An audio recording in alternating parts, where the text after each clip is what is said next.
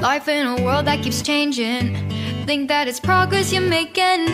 Copy and paste pretty faces all the time.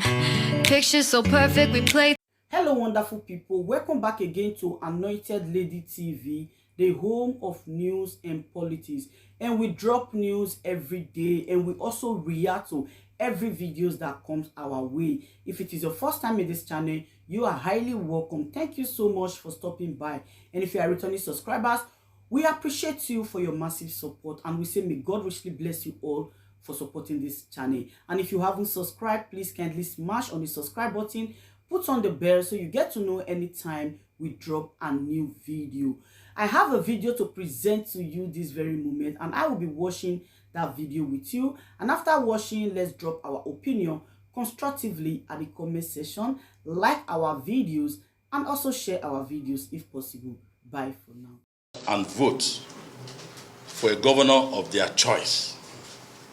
Because if for one reason or the other, they frustrate Inec in the conduct of the election, and he pushes on up to the time the governor will leave office, nature abhors vacuum. Something must give way. Something must be done. So it is in their own interest to go and vote so that they don't get that thing that may be worse than what they have. Go and read their constitution. If such a thing exists, the president has powers, absolute powers by a constitution to do the needful. So that time you start crying. So go and vote. We are advising you as political parties. Go and vote now. Allow peace to reign. Go and vote. After voting, you can continue with the agitation. But if you frustrate INEC, I may be the one the president will send to run the state. So I don't need to go to the state assembly. That's it. There is nothing you can do about it. That's it. So somebody will come, because there will be no vacuum by 1 minute after the expiration of tenure of Obiano. So that's why we are pleading with them. We are begging them. Forget everything. Just one day, Saturday, go and cast your vote. Then on Sunday, Monday after election, you can continue with the agitation. But allow this election to hold. Come out en masse to vote. So the whole thing basically is that we have done a great deal of work to sensitize, to persuade, to appeal to the conscience of our people to go out and vote. So this is the best we can do. The rest is left for the state to do. And the state will have had consultation with them, and I think they need to do their work. So when you mention one particular group or the other, it is a general reflection of the state of insecurity in Nigeria. And the security outfits in this country are working on that. And the political parties have done all that they can do to see how this thing is also resolved amicably. Because it is now taken that the elections should be transmitted electronically. And not only that, the political parties have also laid emphasis on the character and credibility of all the agents. All the character and credibility of agents. So you are going to see a whole lot of agents, over 5,000 represented each polling units. And the kind of people you have in Alabama election, these are multi-billionaires with vast experience in all kinds of trickery, political trickery.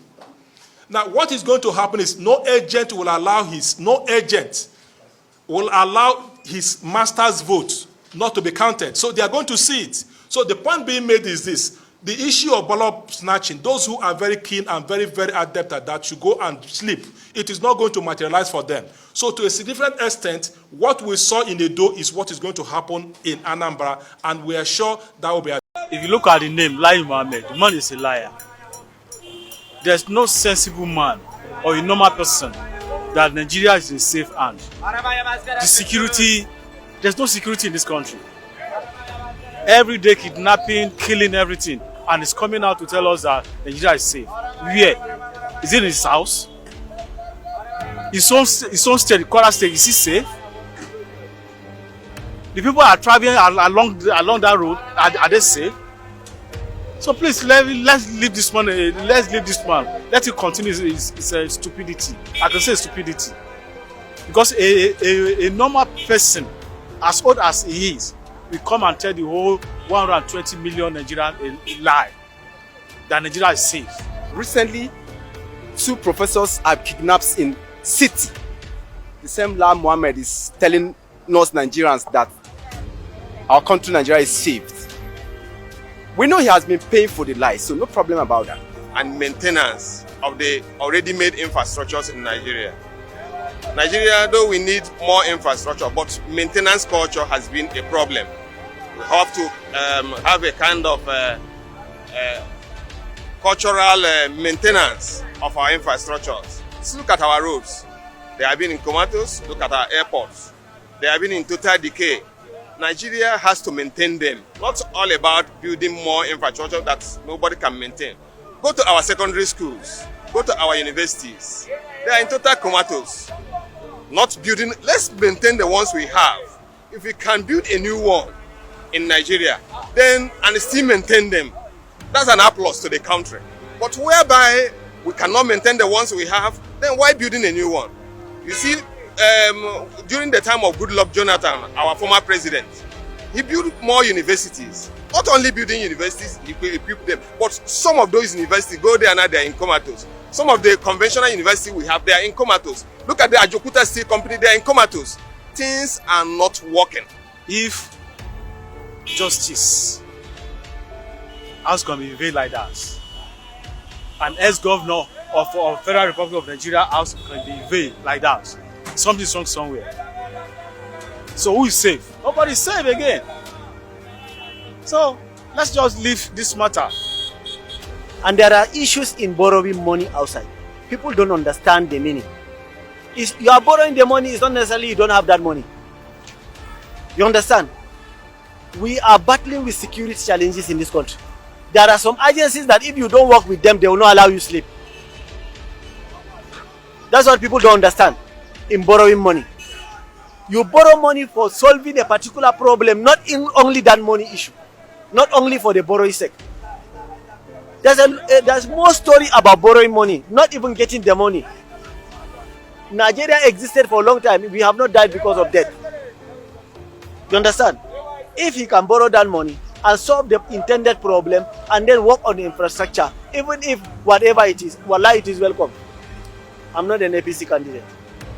I'm a PDP man. I'm talking as a nationalist.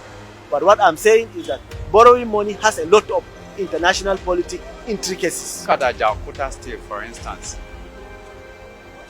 As of 2 years back, we were told that in 2020 it will be up and rolling.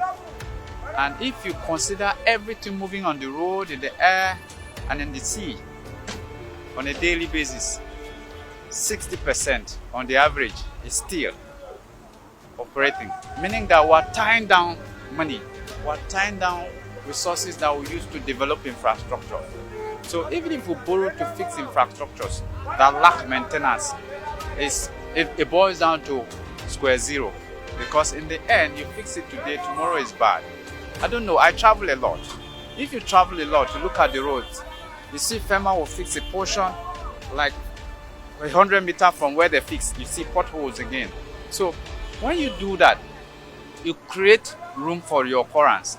So whatever you're thinking you want to fix, if you don't have a maintenance culture, if we don't have a strategic plan of how we want to maintain things and handle and sustain them, all we're doing is like rolling around the same cycle.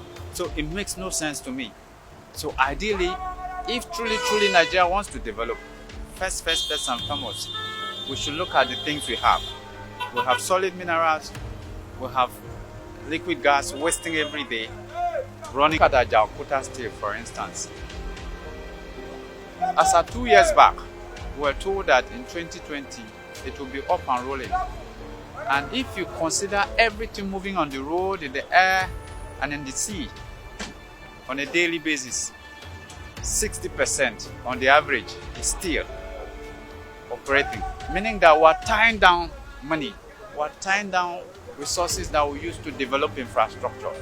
So even if we borrow to fix infrastructures that lack maintenance, it boils down to square zero.